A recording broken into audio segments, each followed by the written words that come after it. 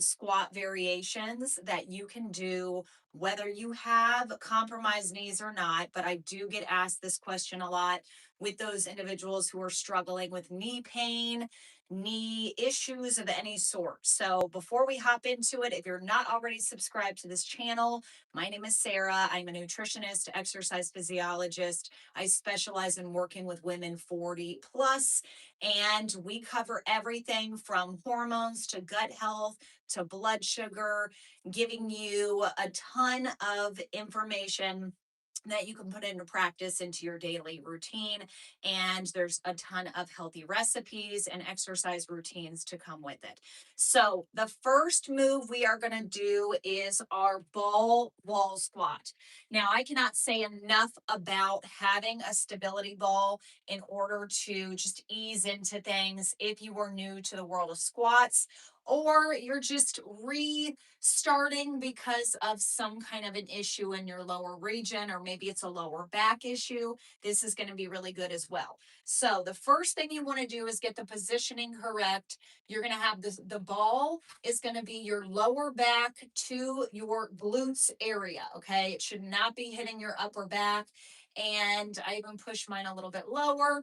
So you are not going to be standing completely upright. I want you to take a step forward just a bit, and you're leaning back slightly. We don't want you to be this position, but we don't want you to be straight up, somewhere in between. Now, it's going to be very much helpful if you do have your toes pointed out slightly, if you do have some knee issues. Some people need to do this, others do not. If we have our toes forward, we will be targeting more of our quads. And if they're pointed out, you will be getting a little bit more of the adductors, which is the inner thighs, glutes, a little bit more. But regardless, you have to do what is best for your body in that moment. So I'm going to slightly tilt out. We don't need to be going extra wide, extra rotational, but just where you're comfortable. Okay. So we are going to slightly push our butt back as we are squatting. As you can see, I'm pushing my butt back. Without pushing it back, I'm just in an upright position, and I do feel a lot of quad and a little bit in my knees. So if I push my body weight into my heels back towards the wall against the ball, then you will feel it more in the glutes, hamstrings. Okay. So you can play around with it. You can go close if you feel that your knees are ready for it. And that's going to target more of the quads. Okay. So regardless, this can be really good for lower back and or knee issues. You can do the same thing holding weight. So my kettlebell's over there. I'm not going to delay the time. So hold it low, whether you want to hold a dumbbell with this grip, or you just want to hold a kettlebell or even the top of a dumbbell, and you're just going to hold it low and do the same. Okay. If you want extra challenge, hold the weight higher. You can either do it this style or you can do a goblet squat form with holding the kettlebell right here. Okay. Now, if you want to increase the level of difficulty, you can pulse it. Anytime you pulse, you are going to get much more fatigue. It's time under tension. So you're going to go down as far as you can, halfway up, down below parallel to parallel, or maybe even a little bit higher. And you're just going to go very slow and controlled. Okay. No gyrations, no speeding through. Okay. So that is the first move. Our second move is going to be with a cable machine, or you can do this with a band. Okay. So I have my cable set at, well, a fairly decent weight, but you're going to grab this weight. I have two handles. You can do it with a straight bar if that's what you prefer, but I walk back a little bit, and again, toes out just a little bit. Okay. So I know you can't quite see me exactly. Here we go. Okay. So toes out a bit, and I am, as I'm extended, I'm able to sit back in my heels and then back up. So the weight is my anchor, and that's the reason why I don't fall back. And that's what is going to allow me to sit back on my heels instead of feeling like the pressure is going to my knees and into my toes. Okay. So Again, sitting back is going to be the key to protect your knees. Now, moving along to the third movement, I am going to show you holding on to, move this, holding on to a sturdy object here. Okay. So you can get your feet placed nicely, parallel, toes out, however wide you would like to go. This is more of a beginner move, I'm not going to lie. So if you are just rehabbing, you're getting back into the swing of things, you might want to do this movement, but you're sitting back and then you're pushing up. Okay, remember, we're not tilting our pelvis up, puts a lot of strain on the pelvic floor and your lower back. So we're just going to sit back, come back up.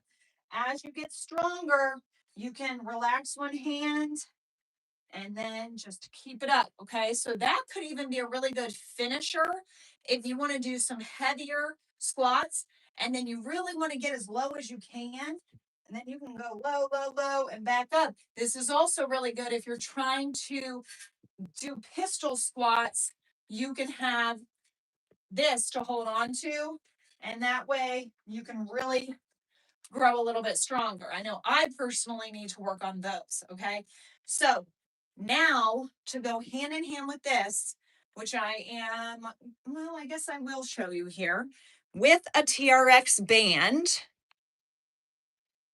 I have mine looped up here. I am going to put my bar back. So we're going to get this out. It is the same concept as before. And I'm going to move this a bit so you can see me and my ring light. And I'm going to loop it just because I'll probably be out of the picture otherwise. So I love TRX bands, especially if you are rehabbing, if you are trying to build strength and get good form. You can hold on to this, whatever positioning you like. Some people like to go straight with their arms. Some people like to bend, okay? But regardless, don't move your arms. It's going to allow you to go low. I really like this too for being able to do some squat jumps, really light on your toes, and it allows you to really sit back in your heels and then keep that going, okay? So whether you're doing that or you're using it for reverse lunges, it's something that's really helpful. And in my opinion, it's going to be far better than holding on to something sturdy because it does force you to use your core. So just keep that in mind. If you want any information on cheaper options than the TRX, let me know. I can actually add a link below when I get a chance and I will get that done. Now, the fifth movement is our landmine squats, okay? So here, I'm going to scoot you a little bit closer. And I have a few of you watching live. Thank you. I just post when I can post, but here, let me do it right here. All right. So I absolutely love Landmine. I love it again for the simple fact that you can sit back in your heels and you're not going to fall back. Okay. So back squats are king. Let me say that. Trust and believe. Yes, that is a fact. However, a lot of people can't do it because of their back. Maybe you have neck issues. Maybe you have knee issues. So maybe joint issues in multiple areas. So this is going to allow you to have flexibility with your positioning, with your range of motion. You're going to be able to increase the weight probably a lot faster than you will with back squats. Now, if you want information on what I use, clearly I don't have like the real deal landmine attachment, but I do have a little apparatus that is meant to go into a stack of weights, so the plates, and then you just put your bar in it. So it just looks like this, and then you just put your bar in. So with this, again, wide toes out, if you're trying to protect your knees and the straight on does not feel good. But straight on again is going to target more quads. Clearly, your girl here needs to do a lot more of those, which I have been working hard, but The body is the body and it grows at different paces. Okay. So the way you want to position your body is very important here. Now, I'm going to show you from the side. There is the weight that we put on here, but the very top, so as high as you can, get your hands are going to be in this position, okay?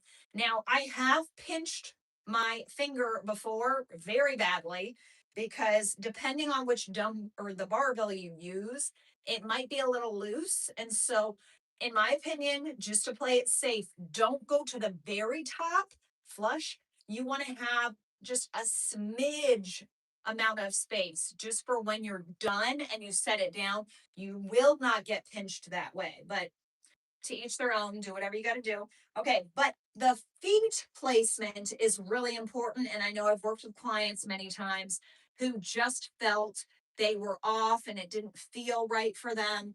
So, what you're going to do is when you put your hands here, your feet should be, I would say, one complete foot back. So, if you have weight on it, put your toes right where the end of the weight is, and then you're going to go back at least 1 foot length. And that's where your toes should be. Okay. So if I had another one of my feet in front of my toes, you would have about that much space between your toes and the weight, if that makes sense. Okay. So now we're going to get our hands in placement. And again, you are stacking tightly. You don't want to have a gap in between. Stack. Whichever hand you want to put at the top, I'm right-handed. I always put my right hand above. That just feels best for me. Okay. Brace your core, blow that air out, lift it up, and get started. Now, when I'm doing it, I am slightly leaning back just a bit. Okay. Now, if you're doing this and you feel my lower back is feeling a lot of tension, take a little baby step forward, okay? And you're going to do it again until you feel like that positioning is right for you. Toes out, back upright. Now, obviously, you can do deadlifts with this. That targets the glutes more. And you can do squats. You can also do squats from the other side. You might have seen people doing a squat and then you press it up, or maybe just holding it low. It's a totally different feel. But in my opinion, if you have knee issues, you want to be behind the weight where the length side of the barbell is instead of the opposite. Okay. So hopefully this was helpful, my friends. Again, go back, rewatch 5 different variations if you have compromised lower back, knees, and or neck. Stay tuned for more, and we'll talk soon.